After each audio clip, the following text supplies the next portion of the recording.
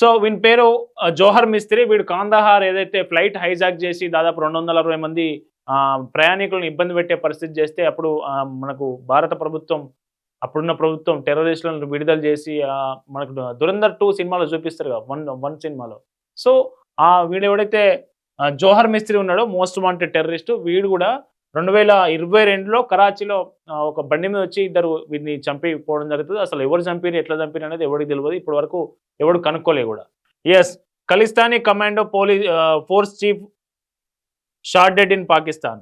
వీని పేరు పరంజిత్. వీడు ఖలిస్తానీ ఉగ్రవాది. వీడు కూడా 2023లో లాహోర్లో చనిపోయిండు. అనుమానాస్పద స్థితిలో చనిపోయిండు. వీడిని కూడా ఎవరు చంపిండో ఎవరికి తెలియదు. వీని ఆధ్వర్యంలో పెద్ద ఎత్తున ఆయుధాల స్మగ్లింగ్ జరిగేది, డ్రగ్స్ స్మగ్లింగ్ జరిగేది. పంజాబ్ కావచ్చు, ఇతర ప్రాంతాలకు కావచ్చు. సో ఈ మోస్ట్ వాంటెడ్ టెర్రరిస్ట్ కూడా లాహోర్లో చనిపోయిండు 2023లో. వీడిని ఎవరు చంపిండో ఇప్పటివరకు ఎవరికి తెలియదు. ఎస్, వీని పేరు బషీర్ అహ్మద్. 2023లో ఫిబ్రవరిలో ఇస్లామాబాద్లో చనిపోయిండు. సో వీడు కూడా భారత్లో జరిగినటువంటి ప్రధాన దాడులు, పార్లమెంట్ మీద దాడి కావచ్చు, అట్లాగే ఊరి ఘటన కావచ్చు, మిగతా ఏవైతే దాడులు ఉన్నాయో ఆ దాడుల వెనుక వీని ప్రధాన హస్తం ఉంది. సో వీడు కూడా ఇస్లామాబాద్లో 2023 ఫిబ్రవరి నెలలో అనుమానాస్పద స్థితిలో చనిపోయిండు. వీడిని ఇద్దరు వ్యక్తులు ప్రార్థన చేసి మసీద్ దగ్గర ప్రార్థన చేసి బయటకు వస్తుండగానే బైక్ మీద వచ్చినటువంటి ఇద్దరు వ్యక్తులు AK-47 కాల్పులు జరిపి వెళ్ళిపోవడం జరుగుతుంది. సో వీడు కూడా అనుమానాస్పద స్థితిలో 2023లో చనిపోయిండు.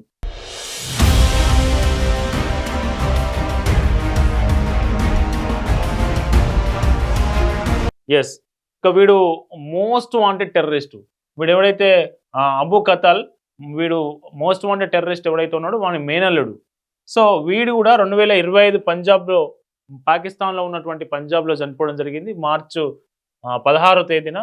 సో వీని ఆధ్వర్యంలో కూడా మనకి ఏదైతే ముంబై అటాక్స్ ఉన్నాయి కదా, ముంబై అటాక్స్లో ఏదైతే మాస్టర్ మైండ్ ఉన్నాడో వానికి మేనల్లుడు అవుతాడు వీడు. వీడిని కూడా మన పంజాబ్లో, పాకిస్తాన్ పంజాబ్లో గుర్తు తెలియని వ్యక్తులు వచ్చి చంపిపోవడం జరుగుతుంది. సో వీడు కూడా మోస్ట్ వాంటెడ్ టెర్రరిస్టు. భారత్ చేతికి మట్టి అంటకుండానే క్లీన్ అయిపోయిన పరిస్థితి. సో వీడు సైఫుల్లా ఖాన్. సో 2025లో చనిపోయిండు. లాస్ట్ ఇయర్ చనిపోయిండు మేలో, సరిగ్గా ఇదే సంవత్సరం 2025లో చనిపోయిండు. వీడు కూడా ఉగ్రవాదులకు శిక్షణ ఇవ్వడంలో, జిహాదీలకు, యువకులను జిహాదీ వైపు తీసుకురావడంలో, వాళ్ళను టెర్రరిస్టులుగా వాళ్ళ మైండ్ వాష్ చేసి టెర్రరిజం వైపు, ఖిలాఫత్ స్థాపన కోసం, ఇస్లామిక్ రాజ్య స్థాపన కోసం వాళ్ళను తయారు చేయడం, యువకులను జిహాద్ వైపు మళ్లించడంలో వీను మాస్టర్ మైండ్ వీడు.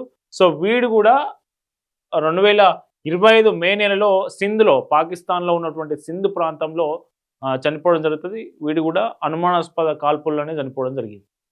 వీని పేరు బిలాల్ అరీఫ్ సలాఫీ. సో వీడు కూడా ఉగ్రవాది. అటు జైషే మహమ్మద్ కావచ్చు, ఇటు ఇంకేదైతే ఉగ్రవాద సంస్థలు ఉన్నాయో ఆ ఉగ్రవాద సంస్థలతో అనుసంధానమై పనిచేసిన వీడు. సో 2026 మొన్న మార్చి 21వ తేదీన వీడిని చంపడం జరిగింది. సో వీడు కూడా అనుమానాస్పద స్థితిలో చనిపోవడం జరిగింది మొన్న మార్చి 21.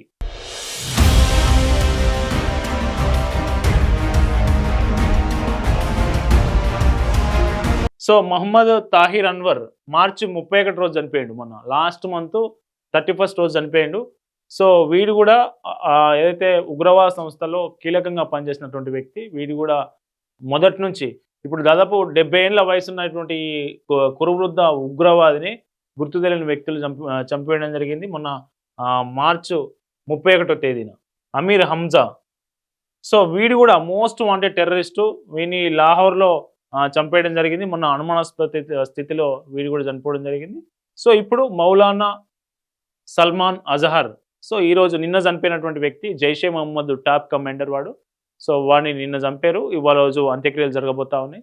సో పాకిస్తాన్లో, అటు ఆఫ్ఘనిస్తాన్ కావచ్చు, పాకిస్తాన్ కావచ్చు, ఈ దేశాల్లో ఉన్నటువంటి ఉగ్రవాదులు, టాప్ మోస్ట్ ఉగ్రవాదులుగా, అటు యుఎన్ఓ గుర్తించిన ఉగ్రవాదులు కావచ్చు, అట్లాగే భారత్ ప్రకటించిన ఉగ్రవాద సంస్థలకు సంబంధించిన వ్యక్తులు కావచ్చు, వీళ్ళందరూ ఒక్కొక్కరుగా అనుమానాస్పద స్థితిలో అటు గన్ ఫైర్ కావచ్చు, లేకుంటే హిట్ అండ్ రన్ కావచ్చు, అంటే వెహికల్తోని చంపడం కావచ్చు. సో ఇట్లాంటి అనుమానాస్పద ఘటనలో చనిపోవడం జరుగుతూ ఉంది. సో ఈ ఘటన వెనుక ఎవరున్నారు ఏంటి అనేది ఎవరికీ తెలియదు.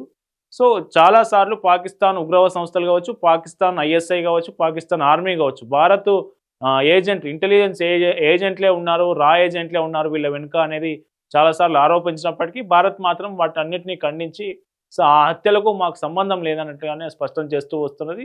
కానీ జరగాల్సిన పని మాత్రం అక్కడ జరిగిపోతా ఉంది. భారత్ చేతికి మట్టంటకుండానే భారత్‌కు బద్ధశత్రువులుగా ఉన్నటువంటి, భారత్‌లో అమాయకుల ప్రాణాలు బలిగొన్నటువంటి టెర్రరిస్టులు ఒక్కొక్కడు హతమైపోతున్న పరిస్థితి.